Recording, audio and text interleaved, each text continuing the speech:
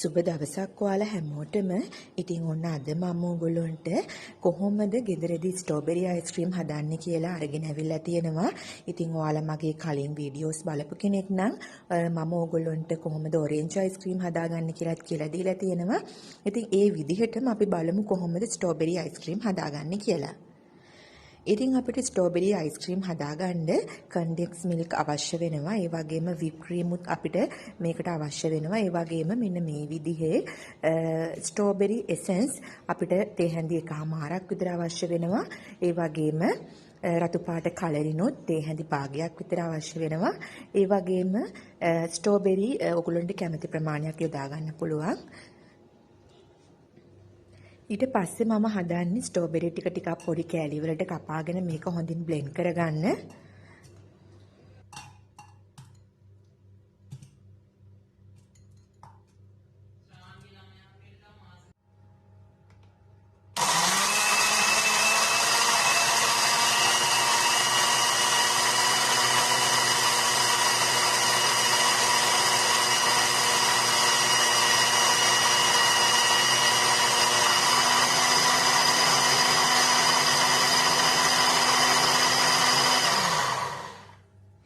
ඊට පස්සේ ටිකක් ලොකු භාජනයක් අරගෙන මම මේකට විප් ක්‍රීම් එකතු කරගන්නවා.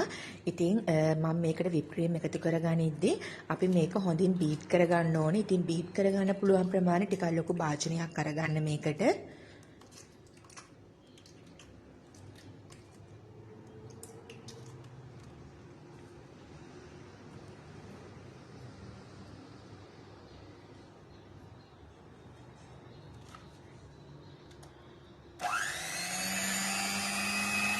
ඉතින් දැන් මම විනාඩි 15ක් විතර මේක හොඳින් බීට් කරගන්නවා. ඉතින් හෑන්ඩ් බීට් එකක් තියෙන කෙනෙක් නම් හෑන්ඩ් බීට් එකේ බීට් කරගන්න පුළුවන්. එහෙම නැත්නම් විස්ක් එකක් තියෙන කෙනෙක්ට විස්ක් එකකින් උනත් මේක හොඳින් බීට් කරගන්න පුළුවන්.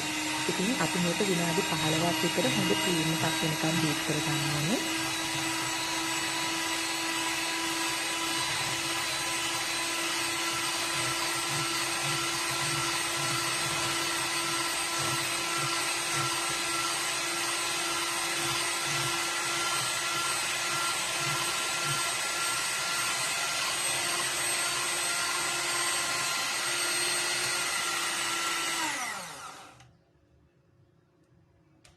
දැන් මම මේකට කන්ඩෙන්ස් මිල්ක් එකතු කරන්නයි යන්නේ. ඉතින් මම කන්ඩෙන්ස් මිල්ක් හරියටම මෙෂරින් කප් වලින් මෙෂරින් කප් එකක් අරගන්නවා. ඉතින් මම කන්ඩෙන්ස් මිල්ක් ටිකත් එකතු කරගෙන මේ ටික ආපහු බීට් කරගන්නවා. ඉතින් බීට් කරගනිද්දි කන්ඩෙන්ස් මිල්ක් සහ විප් ක්‍රීම් හොඳින් මිශ්‍ර වෙන්න විනාඩි 10ක් 15ක් ඔයගොල්ලෝ හොඳින් මේක බීට් කරගන්න.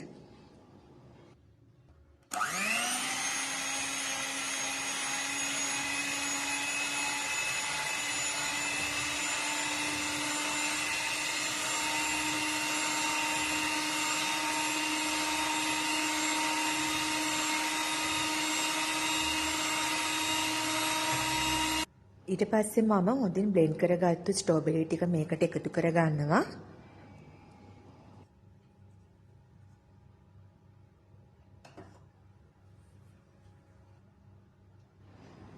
ඒ වගේම ස්ට්‍රෝබෙරි එසෙන්ස් එකෙන් තේ හැඳි එකමාරක් එකතු කරගන්නවා. ඉතින් ස්ට්‍රෝබෙරි රස තියෙන ස්ට්‍රෝබෙරි ෆ්ලේවර් එක තියෙන එසෙන්ස් එක මම මේකට යොදාගන්නේ. ඒ වගේම රතු පාට ෆුඩ් කලරිනුත් මම එකතු කරගන්නවා තේ හැඳි භාගයක්. ඉතින් මේ ටික එකතු කරගෙන මේක හොඳින් බීට් කරගන්න.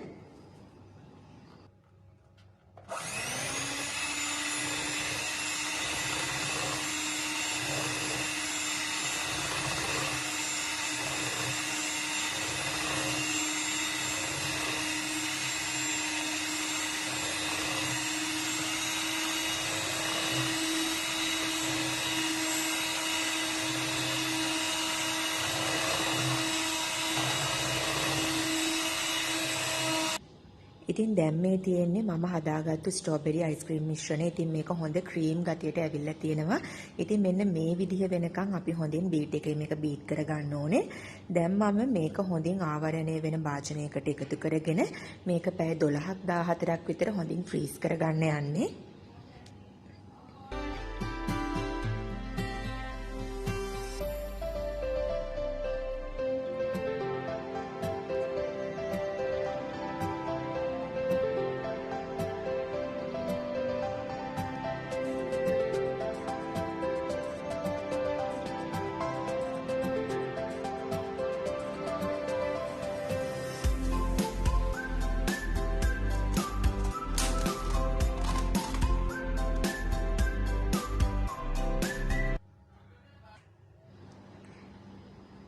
දැන් ඉතින් අපි මේක හොඳින් ෆ්‍රීස් කරගමු. ඉතින් අපි හදාගත්තු අයිස්ක්‍රීම් එක හොඳින් සෙට් වෙනකම් මේක ෆ්‍රීස් කරගන්න.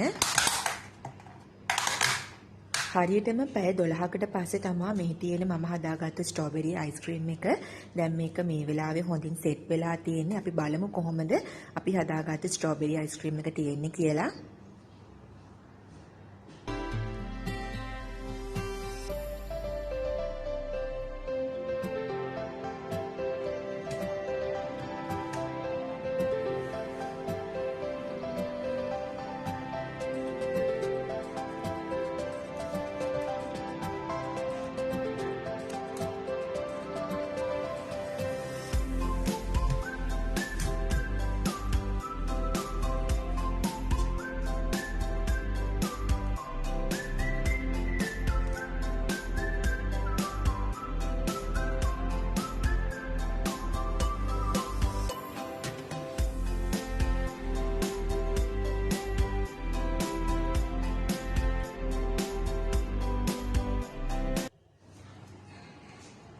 ඉතින් දැන් මේ තියෙන්නේ අන්තිමේටම අපි හදාගත්තු ස්ට්‍රෝබෙරි අයිස්ක්‍රීම් මිශ්‍රණය. ඉතින් ඕගොල්ලන්ට කැමති නම් මේකට ස්ට්‍රෝබෙරි ටිකක් කපලා මේක සරස ගන්නත් පුළුවන්.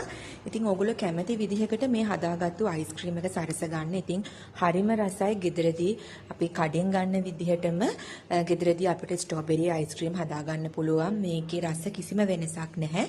කඩෙන් අපි ගන්න ස්ට්‍රෝබෙරි අයිස්ක්‍රීම් එකක රසම තියෙනවා. ඉතින් හරිම රසයි. ඔයාලත් ගෙදරදී හදලා බලන්න. ඉතින් ඕගොල්ලෝ තාමත් මගේ channel එක subscribe නොකරපු කෙනෙක් නම් අනිවාර්යෙන් මගේ channel එක subscribe කරලා මාත් එක්ක එකතු වෙන්න. ඒ වගේම like කරන්න, comment කරන්න. ඒ වගේම ඔයාලගේ යාළුවන්ටත් පේන share කරන්න.